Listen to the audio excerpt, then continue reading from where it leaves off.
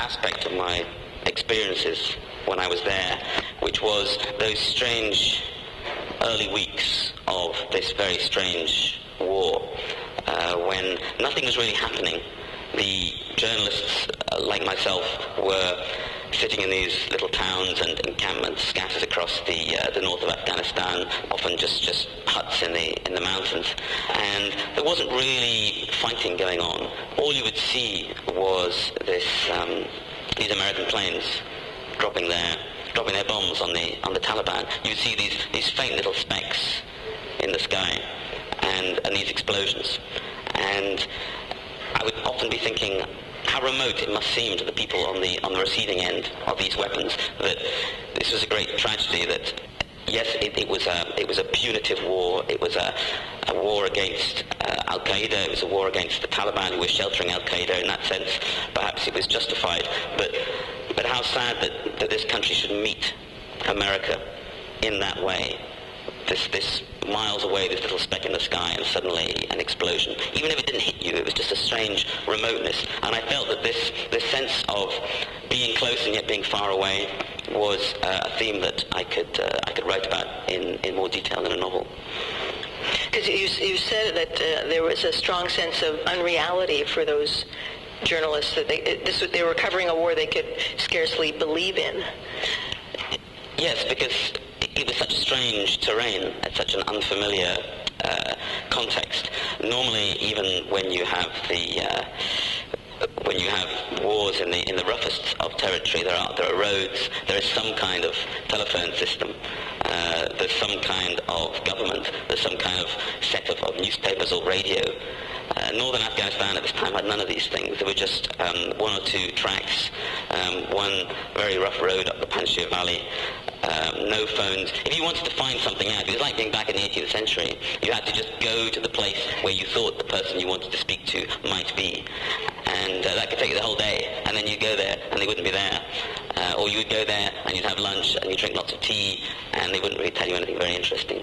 So it did seem very unreal. And we all did go a little bit crazy, I think, in this isolation. And people did start to... The journalists did start to imagine themselves living here for quite a long time, and we started buying furniture, and I started learning the local language. So it was a great relief when it finally did all end a few weeks later. How is writing about war in fiction different from covering it as a journalist? You draw on your experiences of both war and peace, of intense experiences. You could take a single sentence in one of my books and there would be dozens of memories and experiences that went into that, some of which I would not know and some of which I would be able to identify. And of course the advantage of fiction is this latitude you allow yourself to stitch together a story, a latitude which an honest reporter can't allow him or herself, because events, you call them stories, that's what journalists call them, stories, but they're not really stories in that sense. They're just a kind of the latest episode in a rolling, endless carousel, whereas with a novel you are trying to impose some kind of artificial structure, which hopefully will not seem too artificial to the readers, on a series of chaotic events. And you do this by following people into all those places, into their personal lives, into their memories, inside their heads, those places that you cannot follow people when you are a reporter. But you said that it's harder to be truthful in fiction than to be honest in journalism. The two things that a novel must have to be a novel are truth and narrative. And narrative doesn't mean plot, because not all novels have plots, but it just has to be that obscure quality of the imitation of time, which keeps you turning the page and makes you feel after a while that there's a second pulse beating in your life. There's a parallel life to yours. There's no other art form that you can put down and pick up, and it's like going back into the lives of people that you have known intimately for a long time. So a novel must have that. And the other thing is truth. And by that I mean not accuracy, to some particular specific set of circumstances, but truth in the sense of sincerity, in the sense of not being protective of your characters, not making them out to be nicer than you believe people in those circumstances actually would be. Just being, looking deep inside yourself, where the real research has to happen, and saying, do I believe this? Do I actually believe a human being would act this way? And sometimes that's very dark, and sometimes that's very joyful.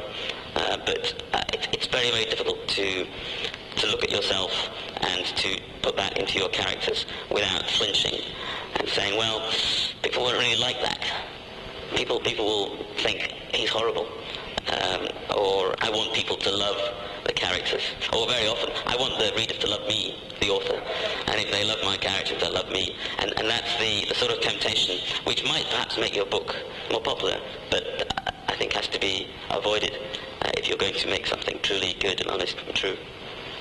And it's harder to do that than to be honest in journalism, because I thought it was pretty hard to be honest in journalism, especially in a war situation where you might feel manipulated by the military or the Allied forces to determine what you have access to. Well, you can make mistakes. You can make mistakes of interpretation. You can make the mistake of believing somebody when they lie to you. You can make the mistake of not believing somebody when they tell you the truth, which is, I think, something that I've done more often. What are you thinking of there? Well, there was a particular time, I mean, in reporting the Caucasus region in the 1990s, tensions, and people would really hate other people just because they had a different language and a different name. And you started to be skeptical about these stories of people saying, yes, with my own eyes I saw mothers being disemboweled and babies being eaten and so on. And you started to think, well, really? Did this really happen? And I remember once I was in Chechnya, and there was an old man sitting on a tree trunk. We were on our way to the mountains to interview this man who since died and was subsequently labeled with some justification a terrorist, a man called Shamil Basayev.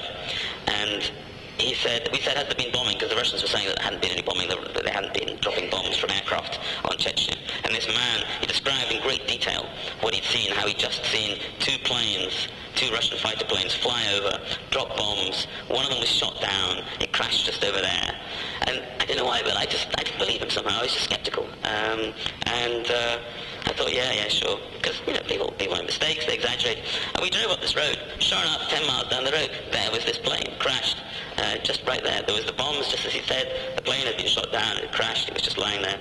So, you can make all sorts of mistakes. But it's different to do that than to actually put something in a story which you just made up. That's a whole different order of dishonesty. And that's something I've never done. It is, of course, tempting when you're out there in the middle of nowhere. It's just you and your notebook. And you come home at the end of the day, and you've got all these little scattered notes in your notebook, and you can't quite read what you wrote. And you think, why am I doing this? Why am I torturing myself? Why can't I just sort of add an extra word in here or tidy it up? But I've always resisted that temptation. You said once that the advantage of setting a story in wartime is that all the characters are obliged to form a relationship with death. Can you say what your own relationship with death is? Well, I'm 45 now, and I find myself thinking about death a lot. And what's happened to me over the past few years, and I think this is as a result of going through the experience of living abroad and working in some quite difficult places, but then coming back through my own wish to come back. I think I've come to see the continuity in human existence, that the stresses and tensions which are exaggerated in wartime nonetheless still exist in peace, and people are tested, and they're tested in more subtle ways. And I think we say, oh, isn't it terrible, Abu Ghraib, torture?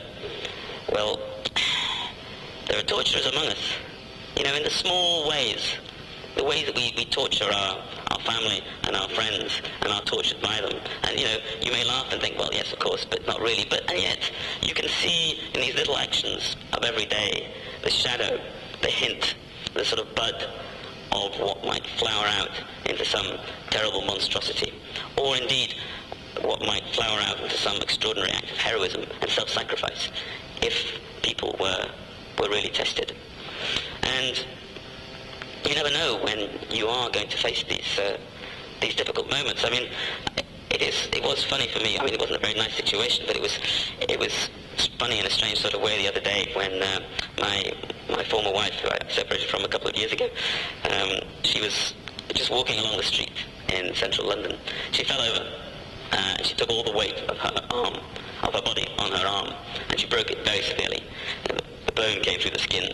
She was in surgery for 4.5 hours, and I went to the hospital just when she was coming out of the anaesthetic. You know, people call me a war correspondent. They'd seen me, the expression on my face when the surgeon was describing the things that they'd had to do to her arm. I had to sit down. I was almost sick. I mean, I've seen bodies. I've seen truckloads of bodies being poured out. I've seen little children killed. But when it's somebody that close to you, and it's somehow in that familiar domestic setting of a British hospital in the middle of London, you realise how close you are, not to war perhaps, but to the extremity of war. What made you want to go to Afghanistan in the first place? I'd always wanted to go. It's a strange thing that I actually wrote my first novel when I was 18. It was never published, thank goodness, but it was a proper book in the sense that it was a full-length novel with a story and characters, and typed out, double-spaced. I sent stuff to publishers. I don't think I'd actually been anywhere in the world when I wrote that, apart from one trip to France. And yet the whole book took place in Afghanistan. I just made up the whole thing. So there was that interest then. I mean, there was a lot in the news at that time about the Soviet Union invading Afghanistan. Because you were really interested in the Soviet Union. In fact, you started teaching yourself Russian when you were 15. That's right, yeah. So this mysterious place and these people, the Russians I was already interested in, it all seemed terribly exciting. But then I put it to one side, and a strange thing happened when I was in Moscow several years later, many years later, working as a Moscow correspondent of The Guardian. This man used to come round the offices, this peculiar fellow with a long black beard. I never knew where he got these things from. He was selling sort of secret military maps of the former Soviet Union and Afghanistan and everything. And sometimes I'd buy these. You know, they were very nice. They're very detailed, useful maps, probably illegal, of Russia and the Caucasus and so on. And one day he insisted I buy this map of Afghanistan. I said, I don't want that. I'm never going to go there. It's pointless. He said, no, go on. You never know. So in the end, he beat me down, and I did buy it. And I feel in some strange way I was sort of predicting my own future course of going there. And that map ended up into the wall in my little room in Jabal al-Sarraj in Afghanistan 5 years later. You talked earlier about the remoteness or the distance, the sense of distance between the American bombers and the sort of specks on the horizon in terms of their targets. There's a description of the relationship between the attacker and the attacked in your novel, We Are Now Beginning Our Descent. A moment of understanding between these two, where the bomber understood whom he was killing and the bombed understood whom they were being killed by, and they became one. And you even used the word consummation. What's that about? I think there's a very close parallel between the way that war is carried out now by modern armies and the way that the civilian population of those countries sort of perceives the war. This ability to get very, very close to the people that you are killing or damaging or hitting or bombing without actually having anything to do with them. So flying all that way to Afghanistan and then dropping a bomb, or being there in America or Britain or Canada and seeing these terrible things happening very intimately, very up close through the lens of TV news, and knowing it's going on, and knowing that in some way you're responsible, and yet just then walking away and doing nothing about it. I think that leaves a psychic wound in the warriors who drop those bombs and in the population at large, if they can become hardened to this idea, as I think now in Britain people have become. just goes on and on. Well, you talk about it, somewhere you describe it as sort of the luxury of certain Western societies, that they can have a war where the only victims are foreigners and volunteers. Yeah, I mean, that was talking particularly about my own country there. It's one of the characteristics of the modern armies in Britain and America and Canada, that they are volunteers. It used to be that the population at large was much more engaged with questions of shall we go to war or not, because it was their own sons who were likely to be mobilized. So it was a much heavier decision. Now there's professionals to do the work. They're sent out like plumbers. Something needs to be fixed. You go and do it. So the military class is separate from society. And it makes for a more effective military in a sense, but it also means that society at large can insulate itself from what they're doing and what they're suffering. And I think that's now it's time to wonder whether that really was such a great idea after all.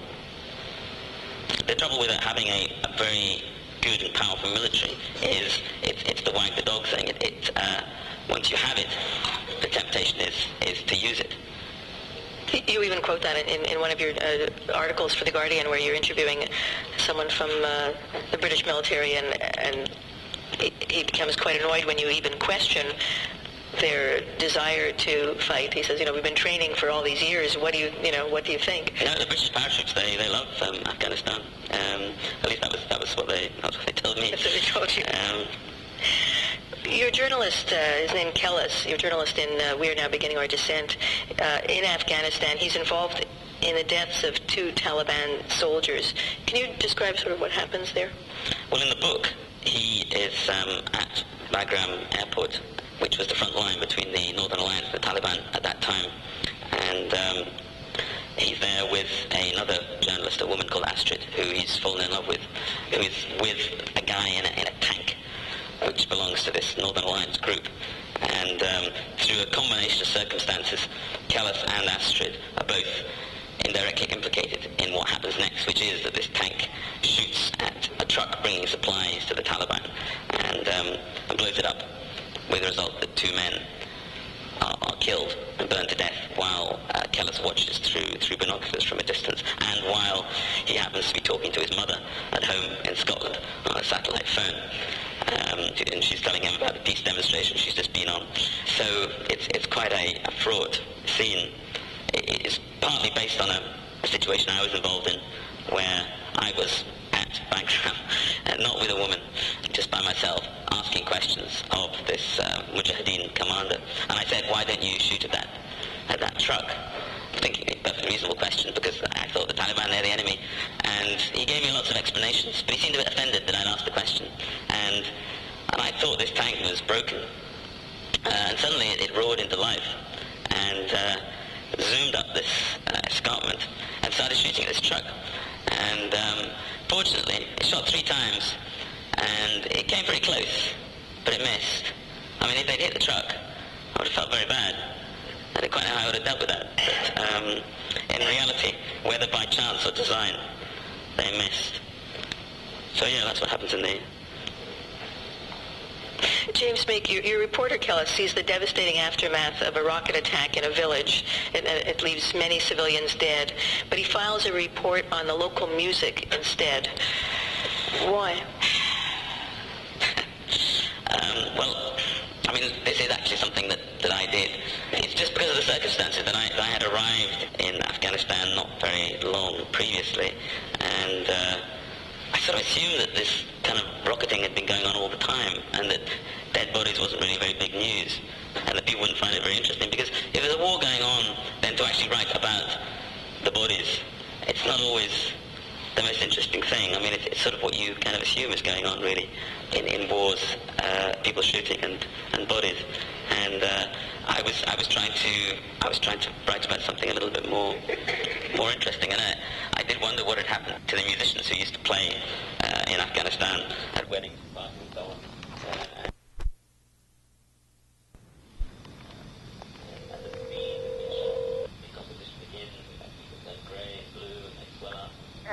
Hi, it's David. How you doing? Not too bad. How are you? Okay. Good. I was just wondering, it's 3:30. You mentioned you'd call me around 2:30 to check in to see if what time you might drop by. I thought I said 3, okay. What's that? I thought I said 3, but anyway, yeah. Okay, well, so, I'm going to, drive over, say Bob Barber just for a short time, because I got another, meeting later, too, down at the convention center. But, so I can bring all the stuff, and then I can, probably, you want to deliver them, or you want to put them in the mail? Well, I'll speak to. First, I'll look it over and see what's there and how much time I need to consider it all. So, don't worry about picking it up tonight, because I'll probably need tonight to go over it all. Yeah. Well, I mean, it's not that long. It's not that much. How's the play coming? Do you sort of write down make a storyboard sort of thing, or do you just sort of start and get going? Well, right now I'm focusing on trying to find a place to live. Well, that's why. Wow, shit. That's why. Did you see anything in that book I gave you? Well, you didn't give it to me. I picked it up. Oh yeah. Did you see any in that book? Yeah, there's quite a few possibilities.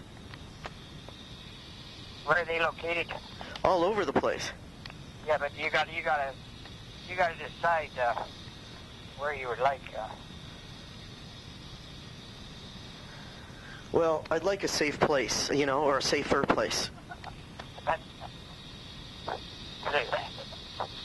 keep saying that, and Shaw was safe, so that one's safe. Well, Jan said that wherever I go, I'm going to have to deal with this shit. Yeah, that's true. So what you got to do, you just got to either fight back or ignore it and say, I'm not going to take it anymore. As that guy said, I'm mad as hell and I'm not going to take it anymore. So you might just forget it. I'm stronger than you, I'm not going to take it anymore. And just carry on your life. Them's fighting words. Yeah, well, that's what it's got to be. There's other ways. Well, yeah, I'm not going to give up. I'm going to, carry on the best I can under the circumstances. Yeah, but then you can't just kind of do what you're doing now, just hide in the bushes. I mean, you've got to come out and, you got to believe it also that Canada's a better country than they make out it to be, and you're not going to take it. You have friends who know what's going on, and myself, and so you just have to, bite the bullet and roll. Bite the bullet and what? You could be, hey? Bite the bullet? I could be what? You could be, fooling around trying to find a place to live, trying to find a safe place for another 3 weeks, and then that'll only need a week to write the place, So the first thing, I think you gotta set a deadline. It has to be by the end of May. And it can be done, it has to be done. You have the chance with the play, you have a chance to break out and say, I believe in Canada and in the goodness of the Canadian people in Canada. And even though some people are gone astray and they think they can ruin people's lives, they just say, well, that's what the Muslim people are saying. I got my shirt on now. It says we will not be silent, both in Arabic and then underneath it is English. We will not be silent. You know, we're not gonna take it anymore. We're not gonna hide. You know, hide in locked doors. We're gonna live our lives, no matter what you guys what you guys think you can do. You might as well forget it. It's not gonna happen. You know, you're not gonna take it. That's somewhat, yeah. I think you gotta make a decision like that, because you know, no matter where you go, you'll either you'll feel that it's not a safe place, and then no, you have to move to another place. You know. So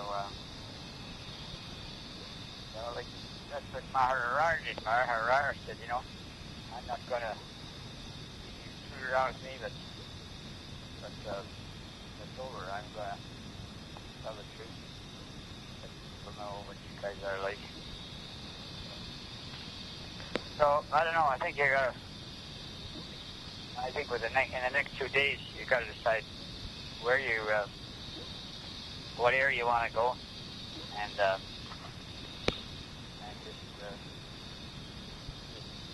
go there. You know. Well, you said bite the bullet. Yeah, bite the bullet. You can't. It's like, you know, it's like everything. It's like people quitting smoking or quitting drinking or quitting being fearful. You guys say, well, I'm stronger than you guys are, and I got friends and you won't get away with it. So. Yeah, one guy told me, yeah, go ahead. Go ahead. I'm going to live my life and not be fearful of you guys anymore. Game over. Well, Jan told me to lay low. Hey? Jan told me to lay low. How low can you? Where can you? What do you mean lay low? That means to lock your door and say. I don't know. I think I personally think the very opposite.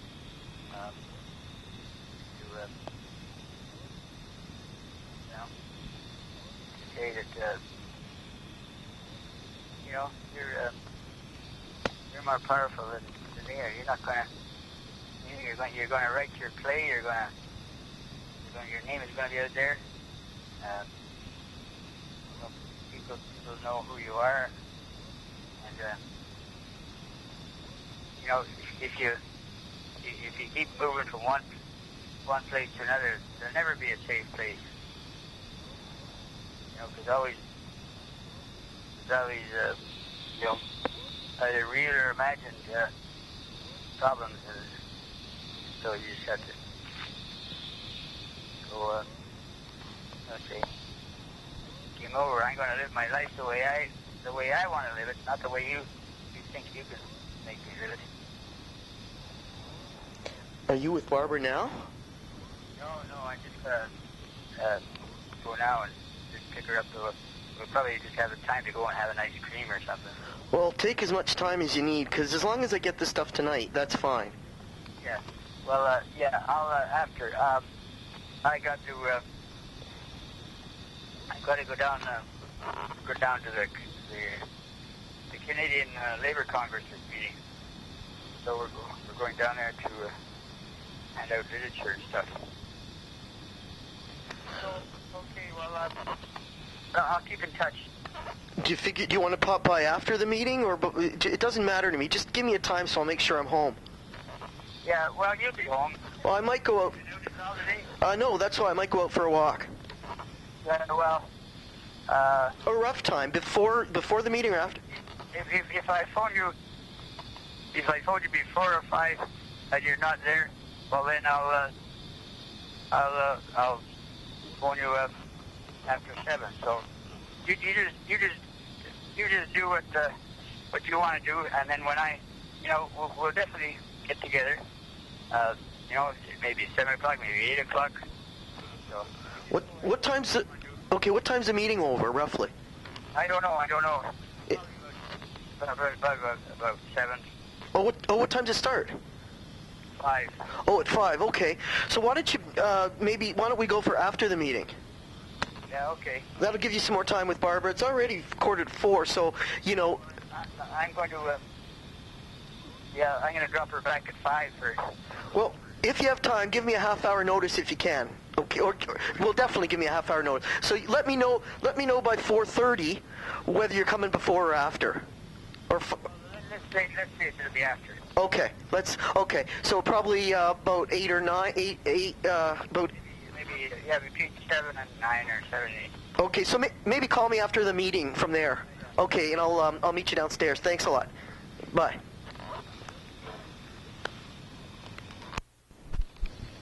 Crazy person. James Meek, in spite of his frustration with the war in Afghanistan, 2 years later, your character, Kellis, decides to go to Iraq to cover the impending war. And apart from the fact that at that point he needs a job, why is he impatient for the war to begin? Yeah, I knew you were going to ask me about that. I was thinking, what if she asked me about that bit? Well, that's part of human nature, that they are contradictory. At one moment they will say something. I just felt it was more honest to have this momentary lust for excitement and a new place to go in Kellis at that particular moment. He's been through a series of nightmarish experiences in the supposedly peaceful world, because, we should say that much of the book does take place in Britain and America. The US, yeah. So I think it's in keeping with his feeling at that particular moment, even if it seems to go against this idea that he might have acquired some greater wisdom. And of course, it's also something that you did. Yeah, I did. There is a sort of shameful side to being a war correspondent, and it's not something that we really like to talk about. That hope for war. It's terrible, but I think I'm over it now. I don't really mind if I don't go to any more wars. Maybe I've grown up in that way, but certainly there is this... Hi, sorry, just really quickly. I went out and got some stuff yesterday from the pharmacy, but I forgot to get soap. Do you either have an extra bar of soap, or could you pick me up a couple bars? Yeah. Do you have an extra bar? Do you like ones with plain, or do you like ivory, or do you like plain, or do you like... Well, what do you have? Do you have some there at your place? I don't think so. Well, I picked up a bar of free trade local soap from Carmel Co-op. I can bring that one. I got that one here. What about for you, though? Do you have enough for you? Well, I've got 2 big bars that I'm working on, so... Okay, that'll be fine. That way you don't have to stop anywhere. Yeah. Okay. Thanks. Okay, bye. An idea or some force, some ideology, some country in the People's Act of Love, you have this contrast between people's love for each other as husband and wife, or lover and lover, or father and daughter, and their love for an ideal, for the hope of some future socialist utopia, or for the hope of Some heavenly heaven on earth, exactly. And we're now beginning to understand. I guess it's more about the difference between relating to people who are foreign and alien and other as people directly, one-to-one, at least whether actually or in your imagination, and relating to them as a set of people who will conform to your preconceptions. There's a point where the characters are talking about misimagining and imagining what other countries are like. And there's this phrase, they're just like us. And that can be misunderstood and misused, I think, because if you say they're just like us, well, yes, they are, but that cuts every way. It means you can't imagine that they're all evil because the country is your enemy. But similarly, you can't imagine that they're all good. So just because a country is being bombed by America, it doesn't mean that they're all good and they're all nice. and they're all kind, and they all wish us well, or they all wish each other well. To be just like us means, all our horrible neighbors who we can't stand, and the brothers that we don't speak to for 10 years, as well as the nice, kind people that we love and care about. So it's easy. At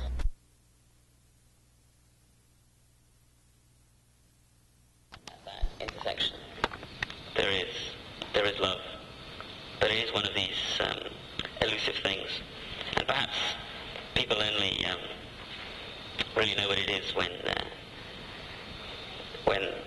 they've lost it, or they cry out in pain. I was visiting a friend a couple of years ago whose partner he just discovered was with another man, and he said, love is when you stay with somebody even so they don't love you. And yeah, that's where the self-sacrifice element comes in. So sacrifice, friendship, lust, time, they're all there.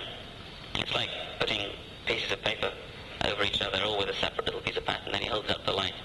Maybe you can see that one single shape emerge, but it's a brief thing. I think the understanding that they come to at the end, and that Kellis comes to at the end, is that time is the most important thing. That time is the most important thing between people, and perhaps between countries as well. What does that mean? I know from having read the novel, but when you say time in relation to love, what does that mean that it's the most important thing? That you have to see the shape of a relationship emerge over time. And it's not necessarily linear.